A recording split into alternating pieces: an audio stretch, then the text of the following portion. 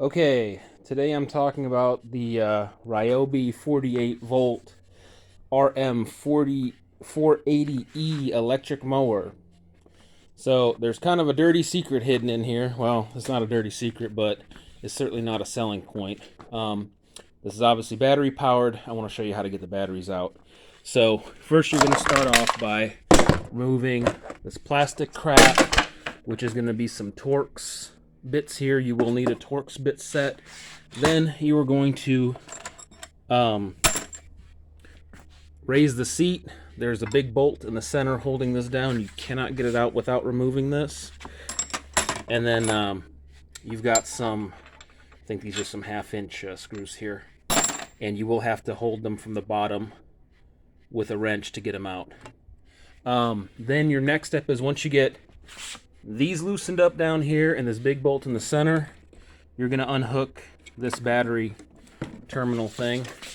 And these batteries do have some weight, so prepare yourself for that. All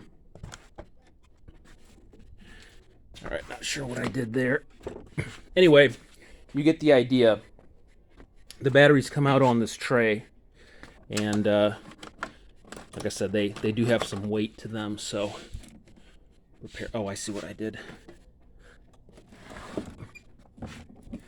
So make sure that this battery terminal thing is laying flat, because it will get hung up on this thing right here. So when you want to pull them all out. There we go. Okay. Again, they have some weight to them, so it is what it is. Now, here's what I think is the dirty secret, okay? They sell these things like it's some next level technology. Well, it's not. These are just car batteries, folks. That's all they are. And there's actually a hint that they are car batteries, because it says here, always charge when not in use. If they were lithium batteries, they would not instruct you to do that.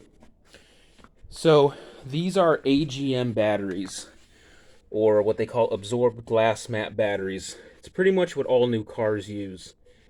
In my experience, and this is just my opinion, but in my experience, AGM batteries do not last any longer than traditional lead acid batteries. These are lead acid batteries, by the way. They just call them AGM.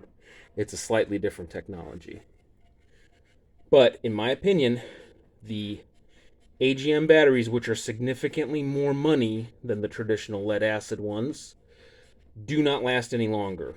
The last one I had, which was about a $250 battery, AGM battery, lasted 3.5 years. That's not any better than a traditional lead acid battery. And that's why it says charge all the time. These are starting batteries, just like what you have in your car. And if they are not charging all the time, they're going to go dead. So what's going to happen is, if you use this mower and you put it away for the winter, and it gets, hot and cold, and you don't use it for the better part of a year, these batteries are going to degrade significantly in just 1 year's time. Now, these mowers are pretty expensive, and I'll say this, they're quick, they're quiet, they work really, really good. It's like driving a go-kart. It's really quite nice. But what these batteries cost to replace, and for how short of a lifespan you get out of them, I gotta tell you, I'm really struggling to see the value in this thing, because as nice as it is, if you want OEM or original batteries, they're going to be pretty expensive. Like I said, I think they're probably about $200, give or take. It's going to depend. You need to find the right size battery. Obviously, there's a certain call out for these, and there's going to be different brands. Because like I said, this is a standard battery. This is nothing proprietary to Ryobi. This is a industry standard battery. So you can buy different brands of this size and configuration. But you do need 4 of them, and it is going to run you quite a bit of money. And I think these things, I want to say less than 3 years, this mower. So this mower still works. There's still a little bit of charge on this battery, but what you notice is it's going to mow less and less, meaning it's going to work for like 2 hours, then it's going to work for an hour, and then now we're down to this thing only mows for like 15 minutes, and then it's dead, and you got to recharge it. So Yeah, it's still functional, but it is no longer convenient to operate this. So just food for thought.